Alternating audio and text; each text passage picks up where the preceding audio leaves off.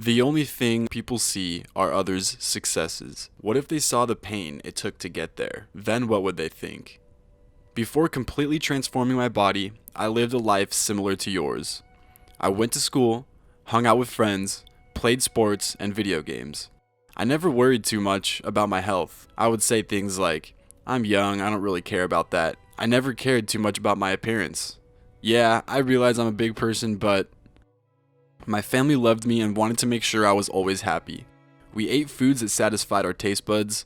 They always told me I was handsome and asked what I was doing because I'm looking good. Their love kept me comfortable. Friends liked to give nicknames to me like Big Joe, The Wall, or Smalls. We would run to each other's houses and I would watch them fly past me, then wait for me to catch up and they'd ask, "Are you alright?" Their parents would offer me more food when we ate because I was bigger than everyone else. This formed my self-identity.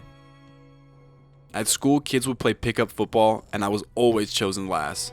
Guess Big Joe's on our team. I would be anxious for the next class because I knew it was across campus and I'd walk in with sweat marks.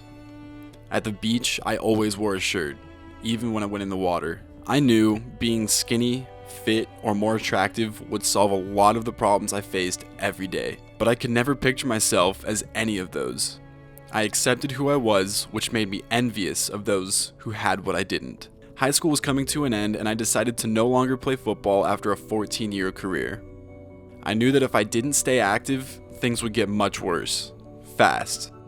I decided I would try to lose weight without having a definite goal in mind because I couldn't see myself as anything different. I started buying salads, protein shakes, and chicken instead of waffles, burritos, and Oreos. I had a hard time getting used to eating these new foods.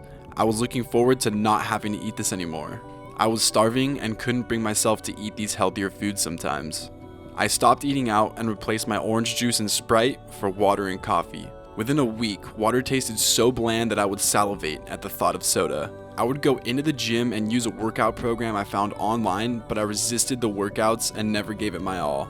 I started to lose 10, 20, 30 pounds and I thought it was pretty cool. People started noticing and commenting on how good I was looking, but I hated what I had to do to get those results. I would celebrate small milestones and have a cheat meal at a fast food restaurant. Then it became a cheat day, and eventually I would gain 10 pounds back. I felt discouraged and thought, why am I working so hard if I'll just gain it all back? No one wanted to lose weight like I did, so no one told me to keep going, that it would be all worth it, that I deserved it. Although I felt all of this, for some reason I kept going. My buddy Rob started working out with me and we kept each other accountable. When he didn't feel like going to the gym, I would make him, and vice versa. This built my discipline with hitting the gym consistently, even when I didn't want to. I thought, why am I working so hard in the gym and not giving my diet 100% effort? I started researching what to do with my diet. I created a meal plan. I figured out how to make my nutrition enjoyable, so I stopped hating it. Finally, the gym and nutrition was sustainable.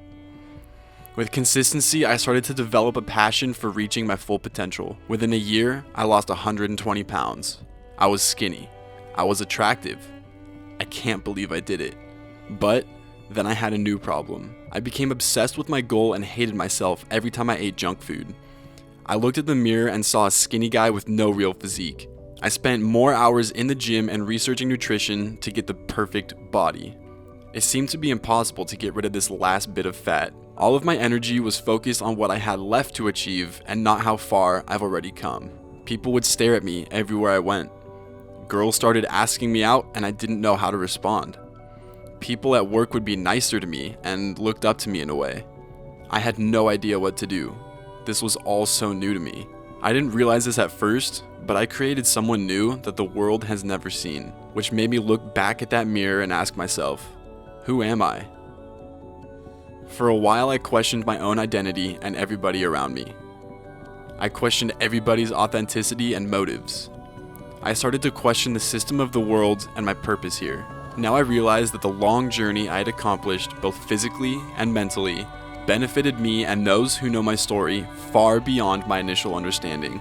Had I known exactly how much better my life would be after making a couple of small changes, I would have done it sooner. The problems that I face now are a blessing and a reminder that they would have been so much worse had I not just started. All I have to say to you is, no matter what you want in life, just do it and begin it once.